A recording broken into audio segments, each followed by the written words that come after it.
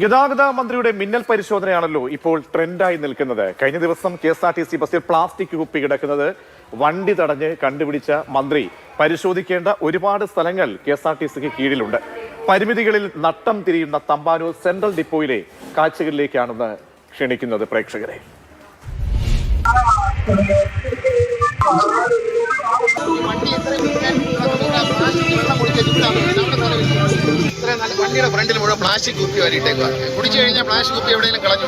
മന്ത്രിയുടെ മിന്നൽ പരിശോധനയാണ് കണ്ടത്.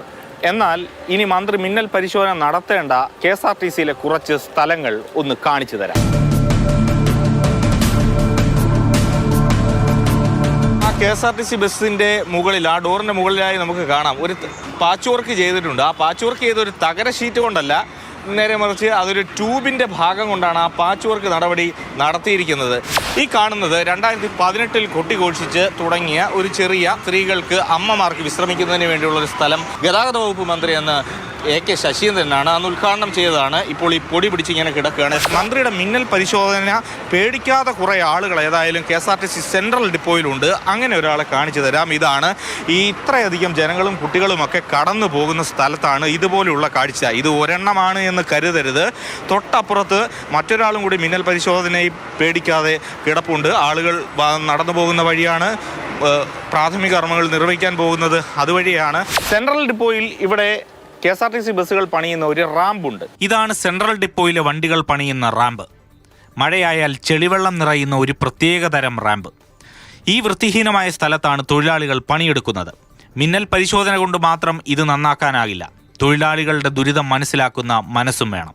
ഈ കാണുന്നത് അവരുടെ സ്റ്റേ റൂമാണ്. തമ്പാനൂരിൽ വരുന്ന ദീർഘദൂര വണ്ടികളിൽ വരുന്ന ജീവനക്കാർ താമസിക്കുന്ന സ്റ്റേ റൂമാണ്. ആ ഇരുമ്പ് തകരത്തിന് താഴെയാണ് അവർ കിടന്നുറങ്ങേണ്ടത്. പലരും രാവിലെ വെളുപ്പിനെ ഇവിടെ ഡ്യൂട്ടിക്ക് വന്നു കഴിഞ്ഞാൽ വെയിൽ കൊണ്ട് ചൂടേറ്റ് തറയിൽ കിടന്നുറങ്ങേണ്ട അവസ്ഥ. ഈ തമ്പാനൂർ ഡിപ്പോയിലെ സ്റ്റേ റൂം അടക്കം, ജീവനക്കാർ വിശ്രമിക്കുന്ന സ്റ്റേ റൂം അടക്കം, ജീവനക്കാരുടെ അടിസ്ഥാന സൗകര്യങ്ങൾക്ക് വേണ്ടിയിട്ട് നിർമ്മിച്ചിട്ടുള്ള കക്കൂസ്, കുളിമുറി എന്നിവ അടക്കമുള്ള സ്ഥലങ്ങളുടെ അത് എത്രത്തോളം അത് ഫലവത്തായാണ് പ്രവർത്തിക്കുന്നു എന്നുള്ളത് ബഹുമാനപ്പെട്ട മന്ത്രി അങ്ങേക്ക് നേരിട്ട് പരിശോധിക്കാൻ കഴിഞ്ഞില്ല എങ്കിൽ ബന്ധപ്പെട്ട ഉദ്യോഗസ്ഥരെ വിട്ടെങ്കിലും പരിശോധിച്ച് അങ്ങ് അതിൻ്റെ വസ്തുത ഉറപ്പുവരുത്തണം. പുതിയതായി 160 വണ്ടി KSRTC വാങ്ങി. പക്ഷെ ആ വണ്ടി ഇടുന്നത് ഇതുപോലെ കുണ്ടും കുഴിയും അഴുക്കും ചെളിയും നിറഞ്ഞ ഗ്രൗണ്ടിലാണ്. കഴിഞ്ഞ ദിവസങ്ങളിൽ കുറച്ച് മഴ പെയ്തതേ ഉള്ളൂ. അപ്പോഴാണ് ഈ സ്ഥിതി. നമുക്ക് ഡിപ്പോയിലേക്ക് അങ്ങോട്ട് കടന്നു പോകണമെങ്കിൽ കഴിയാത്തൊരു സ്ഥിതി ഉണ്ട്. കാണാം ഈ ദൃശ്യങ്ങൾ കാണാം. അത്രത്തോളം മാലിന്യമാണ് ഇവിടെ നിറഞ്ഞു നിൽക്കുന്നത്. ഇതൊരു കുണ്ടും കുഴിയും നിറഞ്ഞ സ്ഥലമാണ്. ഉയരം കുറഞ്ഞ വാഹനങ്ങൾ തട്ടാനുള്ള സ്ഥിതിയുണ്ട്. നമ്മൾ എത്രത്തോളം ആ ദൃശ്യങ്ങൾ കാണിക്കാൻ കഴിയുമെന്ന് കഴിയില്ല. കണ്ടോ, വാഹനം എത്രമാത്രം ആടി ഉലഞ്ഞു വരുന്നു എന്ന് നമുക്ക് ആ ദൃശ്യങ്ങളിൽ നിന്ന് തന്നെ കാണാം. തൊട്ടപ്പുറത്ത് ഓടയുണ്ട്. ആ ഓടയിൽ നിന്നൊക്കെ മഴ പെയ്യുമ്പോൾ ഇങ്ങോട്ടേക്ക് ഊറ്റി കയറി എത്തുന്ന വെള്ളമാണ്. ഇത് ഇങ്ങോട്ടേക്ക് കയറി കഴിഞ്ഞാൽ വാഹനം പണിയുന്ന സ്ഥലമാണ് ഇത്. തൊഴിലാളികൾ തൊഴിലെടുക്കുന്ന സ്ഥലം. പരിശോധനകളും പരിഷ്കാരങ്ങളുമൊക്കെ നല്ലതാണ്. പക്ഷേ അത് റീൽ ഉണ്ടാക്കാൻ വേണ്ടി ആകരുത്. റിയൽ ആകണം, നല്ല മാറ്റങ്ങൾക്ക് വേണ്ടി ആകണം. ശ്യാമിനൊപ്പം AK സ്റ്റെഫിൻ, മാതൃഭൂമി ന്യൂസ്, തിരുവനന്തപുരം. അപ്പോൾ ഈ KSRTC ഡിപ്പോയിലേക്ക് സഞ്ചരിച്ച് ഈ റിപ്പോർട്ട് തയ്യാറാക്കിയ AK സ്റ്റെഫിൻ പറഞ്ഞതുപോലെ തന്നെ റീൽസിലല്ല കാര്യം, റിയൽ ആവണം കാര്യങ്ങൾ. അപ്പോൾ നമ്മൾ മന്ത്രിയെ മാത്രം കുറ്റപ്പെടുത്തുകയല്ല. മന്ത്രി നല്ല കാര്യങ്ങൾ ചെയ്യുന്നുണ്ട്, അതിനുവേണ്ടി ശ്രമങ്ങൾ നടത്തുന്നു. പക്ഷേ എല്ലാവരും അതിനുവേണ്ടി ഒരു ഒറ്റക്കെട്ടായിട്ട് മുന്നോട്ട് പോയെങ്കിൽ മാത്രമേ ഒരു സിസ്റ്റത്തിൻ്റെ പൂർത്തീകരണം, എല്ലാം 100% പെർഫെക്റ്റ് ആകണമെന്നുമില്ല. അപ്പോൾ ഒരു 50% ഒരു പെർഫെക്ഷനിലേക്ക് പോകണം എന്ന് മാത്രം ഓർമ്മിപ്പിക്കുകയാണ്. അപ്പോൾ കണ്ട ഒരുപാട് റിപ്പോർട്ടുകൾ ഉണ്ടായിരുന്നു. എല്ലാം നമുക്ക് കാണിക്കാൻ സമയമല്ല. രാവിലെ മുതൽ നമ്മൾ കാണിക്കുന്നുണ്ട്. ഓരോ റിപ്പോർട്ടുകളും ചൂണ്ടിക്കാണിക്കുന്നത്, ശ്രദ്ധ ക്ഷണിക്കുന്നത് പരാധീനതകളുടെയൊക്കെ തന്നെ പെരുമഴ തന്നെയാണ്. ഇപ്പോൾ നമുക്ക് ഇതിൻ്റെ ഒരു വിശകലനത്തിലേക്ക് പോയി കഴിഞ്ഞാൽ നേർക്കാഴ്ചകൾ അത് റിപ്പോർട്ട് ചെയ്ത AK സ്റ്റെഫിൻ തിരുവനന്തപുരത്ത് നിന്നും ചേരുന്നുണ്ട്. ഒപ്പം KSRTC ബസ്സിൽ ഇങ്ങനെ ദീർഘദൂര യാത്ര ചെയ്യുന്ന ഒരു ജേർണലിസ്റ്റ് കൂടിയായ അശ്വജിത്തും നമ്മോടൊപ്പം ചേരുകയാണ്. സ്റ്റെഫിൻ, നമ്മൾ ഈ കണ്ട റിപ്പോർട്ടുകൾ ഒന്നല്ല, നമ്മൾ ഓരോ റീജിയൻ തിരിച്ച് ഓരോ റിപ്പോർട്ടുകൾ ആ മേഖലയിലൊക്കെ തന്നെ KSRTC പരമാവധി നമ്മൾ കയറാൻ കഴിയുന്ന ഇടങ്ങളിലൊക്കെ നമ്മൾ കയറുമ്പോഴൊക്കെ എന്താണ് അവിടെ പരാധീനത എന്നാണ്. അതായത് നമ്മൾ ഈ പറയുമല്ലോ, ആലങ്കാരികമായി പറയുന്ന പോലെ ആനയുണ്ട് തോട്ടിയില്ല. ഒരുപാട് നമ്മൾ ആനവണ്ടി വണ്ടികൾ വളരെ സമഗ്രമായി പ്രേക്ഷകരിലേക്ക് എത്തിക്കുകയും ചെയ്തു. KSRTC ജീവനക്കാർ നേരിടുന്ന പ്രശ്നം, യാത്രക്കാർ നേരിടുന്ന പ്രശ്നം, ആ ബസ് സ്റ്റാൻഡിലെ സൗകര്യങ്ങളുടെ പ്രശ്നം, അത്തരത്തിൽ ഓരോന്നും മൈന്യൂട്ടായി എടുത്ത് സ്റ്റെഫിൻ ഇത് പ്രേക്ഷകരിലേക്ക് എത്തിക്കുകയും ചെയ്തു. തീർച്ചയായും അത് എനിക്ക് തോന്നുന്നു ഏറ്റവും കൂടുതൽ അത് അനിവാര്യമായ ഒരു വിഷയമായിരുന്നു. കാരണം നമ്മളൊക്കെ പലരും പറയാൻ ആഗ്രഹിക്കുന്ന കാര്യങ്ങൾ. നമ്മൾ പറയാൻ ഉദ്ദേശിക്കുന്ന ഒരു പ്രധാനപ്പെട്ട കാര്യം എന്ന് പറയുന്നത് ഈ KSRTCക്ക് നവീകരണം വേണം, അവിടുത്തെ പ്രശ്നങ്ങൾ പരിഹരിക്കണം. പക്ഷെ അത് തുടങ്ങേണ്ടത് നടു റോഡിൽ നിന്നല്ല എന്നുള്ളത് മന്ത്രി കൃത്യമായിട്ട് ഓർക്കേണ്ടതുണ്ട്. അതുകൊണ്ടാണ് ഇത്തരം ദൃശ്യങ്ങളൊക്കെ കാണിക്കുന്നത്. കാരണം അവിടെ ഏറ്റവും പ്രാഥമികമായിട്ട് പൊതുഗതാഗത സംവിധാനമാണ് അവിടെ എത്തുന്ന ആളുകൾക്കുള്ള ലഭിക്കുന്ന സൗകര്യം. അവിടെ ആളുകൾ ഇരിക്കുന്ന സ്ഥലത്ത്, കുട്ടികളിരിക്കുന്ന സ്ഥലത്ത് പട്ടി കിടന്നുറങ്ങുകയാണ്, നായകളുടെ ശല്യം, അതോടൊപ്പം തന്നെ അടിസ്ഥാനപരമായിട്ടുള്ള സൗകര്യങ്ങളില്ല. തൊഴിലെടുക്കുന്നവരുടെ കാര്യമാണ് ഏറ്റവും ദയനീയം. ഡിപ്പോകളിലൊക്കെ നമ്മൾ ചെല്ലുമ്പോൾ എന്താ ഈ ചെളിവെള്ളത്തിലൂടെ ഇങ്ങനെ ബസ് ഡിപ്പോയ്ക്കകത്തേക്ക് കയറുന്നു. ചെളി അവിടെ മഴയാണെങ്കിൽ അതിങ്ങനെ ചെളിയായിട്ട് കെട്ടി നിൽക്കും. അതിനുശേഷം വെയിലായി കഴിഞ്ഞാൽ ഇതെല്ലാം ഉണങ്ങി പൊടിയായി അവിടെ നിന്ന് ടയർ മാറ്റണം, ആ കുഴിയിലിറങ്ങി നിന്ന് ജോലി എടുക്കണം. ഇതൊക്കെയാണ് അവരുടെ ഒരു ദയനീയമായ ഒരു കാര്യം ചോദിച്ചോളൂ. ഏകദേശം ശരാശരി ഏകദേശം അനുസരിച്ച് ഒരു പ്രതിദിനം എത്രത്തോളം ആളുകൾ ഈ KSRTC ബസ്സിനെ ഈ ഗ്രാമപ്രദേശങ്ങളിൽ, നഗരപ്രദേശങ്ങളിലൊക്കെ ആശ്രയിക്കുന്നുണ്ടാകും? ഏതായാലും കൃത്യമായ അങ്ങനെ ഒരു കണക്കെടുപ്പിലേക്ക് പോകാൻ കഴിയില്ല എങ്കിൽ പോലും ഏതാണ്ട് ആയിരക്കണക്കിന് പേർ. ഞാൻ ഉദ്ദേശിച്ചത് ആ തിരുവനന്തപുരം ഡിപ്പോയിലെ മാത്രം കാര്യമാണ്. അപ്പോൾ അങ്ങനെയൊക്കെ വരുമ്പോൾ ഉണ്ടാകുന്ന നമ്മൾ ഇന്നലെ നമ്മൾ ഫോക്കസ് ചെയ്യുന്നത് എന്താണ്? ഈ പറയുന്ന തിരുവനന്തപുരം KSRTC ഏറ്റവും ആളുകൾ അനന്തപുരിയിലേക്ക് എത്ര പേരാണ് ദൈനംദിനമായി കേരളത്തിലെ എല്ലായിടത്തേക്കും സർവീസ് ഉള്ളത് ഒരുപക്ഷേ തിരുവനന്തപുരം ഡിപ്പോയിൽ നിന്നായിരിക്കും. ആ തിരുവനന്തപുരത്തെ ഡിപ്പോയിലേക്ക് ചെല്ലുമ്പോഴുള്ള അവസ്ഥ എന്താണ്? ഇന്നലെ സ്റ്റെഫിൻ ചെല്ലുമ്പോൾ നേരിട്ട് കണ്ട പ്രശ്നങ്ങൾ എന്തായിരുന്നു എന്ന് ലഘുവായി വിവരിച്ചു കഴിഞ്ഞാൽ. അതായത് ഏറ്റവും പ്രധാനമായും അവിടുത്തെ അടിസ്ഥാനപരമായിട്ടുള്ള സൗകര്യങ്ങളുടെ ഒരു അപര്യാപ്തതയുണ്ട്.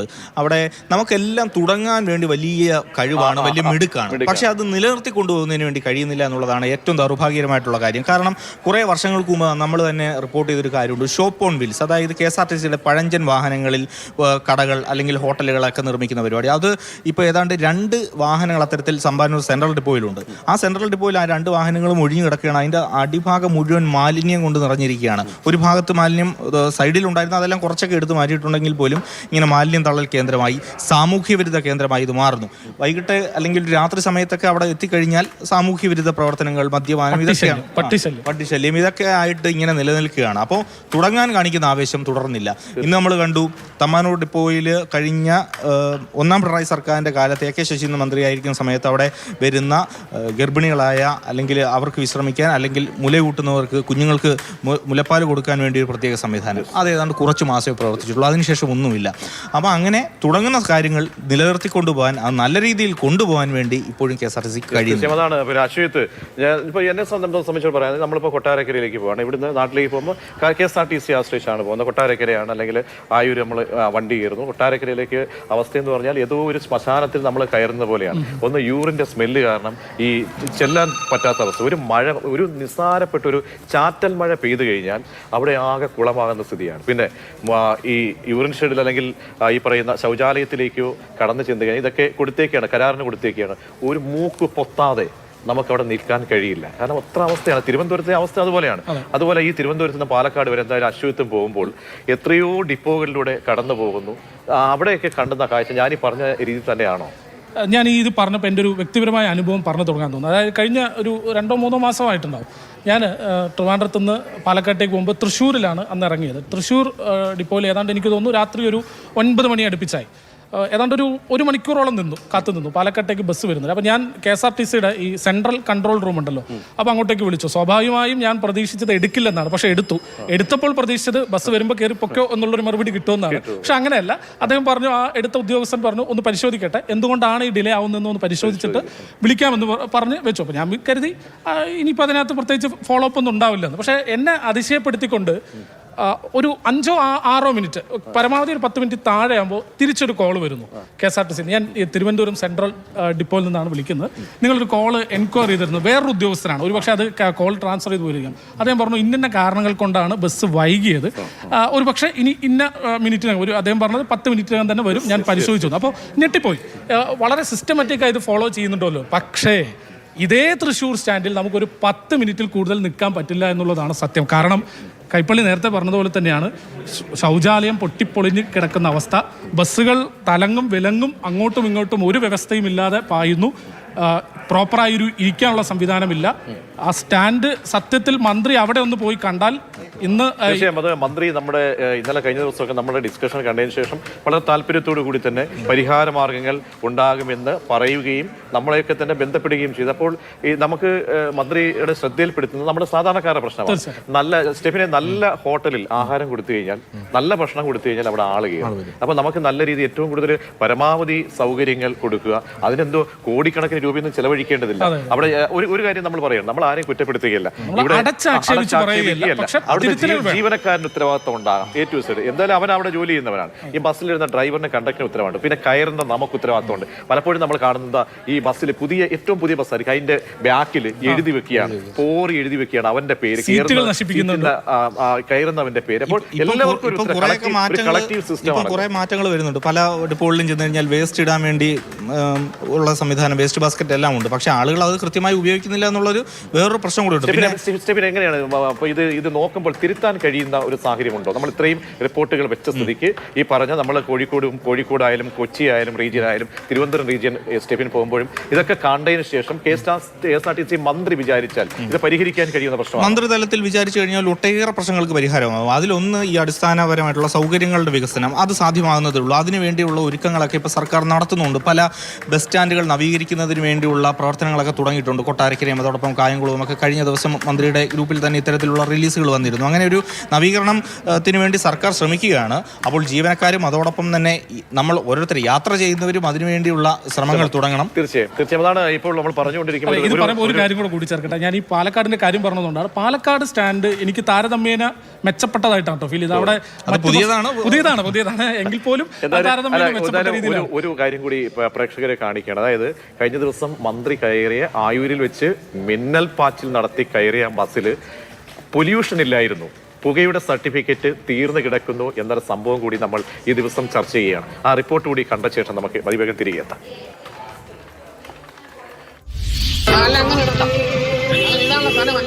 വണ്ടിയുടെ ഫ്രണ്ടിൽ വണ്ടിയുടെ ഫ്രണ്ടിൽ മുഴുവൻ പ്ലാസ്റ്റിക് കുപ്പി വരിയിട്ടേക്കുക. കുടിച്ചു കഴിഞ്ഞാൽ പ്ലാസ്റ്റിക് കുപ്പി എവിടെയെങ്കിലും കളഞ്ഞു കൊടുക്കും. ഇന്നലെ ഇട്ട കുപ്പി, കുപ്പി ഇന്നും അവിടെ കിടപ്പുണ്ടെങ്കിൽ നിങ്ങൾ എന്ത് ചെയ്തു? രാവിലെ വണ്ടി എടുക്കുന്നു, ചുമ്മാ വണ്ടി കയറി സ്റ്റാർട്ട് ചെയ്ത് പോയി. KSRTC ബസ്സിൽ പ്ലാസ്റ്റിക് കുപ്പികൾ നിരത്തിയിട്ടതിനെ കുറിച്ചാണ് മന്ത്രി ഇത്തരത്തിൽ ജീവനക്കാരോട് രോഷമായി സംസാരിച്ചത്, അവർക്ക് താക്കീത് നൽകിയത്. എന്ത് തന്നെയായാലും KSRTC ബസ് വൃത്തിയുള്ളതായിരിക്കണം, മാലിന്യങ്ങൾ ഉണ്ടാകരുത് എന്നുള്ളത് ഏറ്റവും പ്രധാനപ്പെട്ട കാര്യമാണ്. അതുപോലെ തന്നെയാണ് KSRTC ബസ്സിൽ നിന്ന് പുറത്തേക്ക് വരുന്ന പുക ഉണ്ടാക്കുന്ന വായു മലിനീകരണം, അത് കുറയ്ക്കാൻ വേണ്ടിയാണ് അതിൻ്റെ പുക പരിശോധന എല്ലാ സമയത്തും നടത്തുന്നത്, കൃത്യമായ ഇടപെടൽ നടത്തുന്നത്. പക്ഷേ ഇന്നലെ മന്ത്രി തടഞ്ഞു നിർത്തിയ ആ KSRTC ഫാസ്റ്റ് പാസഞ്ചർ ബസ്സിന് പുകപരിശോധനാ സർട്ടിഫിക്കറ്റ് ഇല്ല. പുകപരിശോധനയുടെ കാലാവധി കഴിഞ്ഞിട്ട് 2 മാസത്തോടെ എടുക്കുന്നു. ഓഗസ്റ്റ് മാസം 7-ാം തീയതി ഇതിൻ്റെ പുകപരിശോധന ഫലം അവസാനിച്ചതാണ്. അതിനുശേഷം സാധാരണ പുകപരിശോധനാ സർട്ടിഫിക്കറ്റ് എടുക്കേണ്ടതാണ്. എന്നാൽ ഇതുവരെ എടുക്കാൻ തയ്യാറായിട്ടില്ല. ഇതുമായി ബന്ധപ്പെട്ട് ഏതെങ്കിലും തരത്തിലുള്ള ഇളവ് KSRTCക്ക് ഉണ്ടോ എന്നുള്ളത് സംബന്ധിച്ച് KSRTC അധികാരികളോടും അതുപോലെ തന്നെ മോട്ടോർ വാഹന വകുപ്പ് ഉദ്യോഗസ്ഥരോടും സംസാരിച്ചിരുന്നു. സാധാരണക്കാരൻ്റെ വാഹനം എങ്ങനെയാണ് പ്രവർത്തിക്കുന്നത് അതിന് സമാനമായ രീതിയിലാണ് KSRTC ബസ്സുകളുടെയും പുകപരിശോധനാ സർട്ടിഫിക്കറ്റുകൾ എടുക്കേണ്ടത്. കാലാവധി കഴിയുന്നതിന് തൊട്ട് മുമ്പ് തന്നെ പുകപരിശോധനാ സർട്ടിഫിക്കറ്റ് എടുക്കേണ്ടത് ആണ്. അല്ലാത്ത പക്ഷം അത് നിയമപരമായി തെറ്റാണ് എന്നുള്ള കാര്യം കൂടിയാണ് ഇപ്പോൾ KSRTC അധികാരികളും മോട്ടോർ വാഹന വകുപ്പ് ഉദ്യോഗസ്ഥരും പറയുന്നത്. എന്തിനായാലും ഇതും കൂടി മന്ത്രി ശ്രദ്ധിക്കണം എന്നുള്ള ഒരു ആവശ്യമാണ് ജനങ്ങൾ ഉന്നയിക്കുന്നത്. ഉള്ളിലെ ശുചിത്വം മാത്രമല്ല, പുറത്തേക്ക് വരുന്ന പുക മൂലമുണ്ടാകുന്ന വായുമലിനീകരണം കൂടി പരിഹരിക്കാനുള്ള നടപടി മന്ത്രിയുടെ ഭാഗത്തു നിന്നോ അല്ലെങ്കിൽ മന്ത്രിയുടെ ഓഫീസിലെ ഉന്നത ഉദ്യോഗസ്ഥരുടെ ഭാഗത്തു നിന്നോ ഉണ്ടാകണം എന്നുള്ളതാണ് ജനങ്ങളുടെ ആവശ്യം. അപ്പോൾ ഈ പറയുന്ന രീതിയിലാണ് കാര്യങ്ങൾ കിടക്കുന്നത്. അപ്പോൾ സ്റ്റെഫിൻ, ഇങ്ങനെയാണ് കാര്യങ്ങളെങ്കിൽ ഇന്നലെ മന്ത്രിക്ക് അല്പം അമളി പറ്റിപ്പോയോ എന്ന് തോന്നേണ്ടി വരും. കാരണം ആ മന്ത്രി ചാടി കയറിയ ബസ്സിൽ പോലും, ആകസ്മികമായി കയറിയ ബസ്സിൽ പോലും ഇതാണ് സ്ഥിതി. ഇതൊരു പുതുമയുള്ള കാര്യമൊന്നുമല്ല. കാരണം കഴിഞ്ഞ ഫെബ്രുവരിയിൽ നമ്മളൊരു വാർത്ത കൊടുത്തിരുന്നു. ഏതാണ്ട് 4000 ബസ്സുകളാണ് KSRTCയിൽ ആകെ ഉള്ളത്. അതിൽ 1261 വാഹനങ്ങൾ 15 വർഷം കഴിഞ്ഞ വാഹനങ്ങളാണ്. 15 വർഷം KSRTCയിൽ ഓടിയ വാഹനങ്ങളെന്ന് പറഞ്ഞാൽ നമുക്ക് ഉദ്ദേശിക്കാൻ കഴിയുന്നേ ഉള്ളൂ. അത്രയ്ക്ക് പഴഞ്ചൻ വാഹനങ്ങൾ ഓടുന്നുണ്ട്. ഒരു കാര്യം കൂടി പറഞ്ഞ് അവസാനിപ്പിക്കുക. അതായത് ഒരു കാലത്ത് ഈ KSRTCയിലെ മുൻ ജീവനക്കാരെയൊക്കെ നമ്മൾ അവരോട് സംസാരിക്കുമ്പോൾ പറയും, അവരുടെയൊക്കെ കാലത്ത് വളരെ ഒരു പ്രൗഢിയുള്ള ജോലിയായിരുന്നു ഇത്. മറ്റ് സർക്കാർ ജോലിക്ക് പോകാതെ KSRTCയിലേക്ക് ജോലി തേടി പോയ ഒരുപാട് പേര് പിന്നീട് പെൻഷൻ പോലും കിട്ടാതെ ദുരിതം. അപ്പോൾ പരിഷ്കരണങ്ങൾ അനിവാര്യമാണ്, അത് സാധ്യവുമാണ് എന്നുള്ളതാണ് ഏറ്റവും ചുരുക്കം.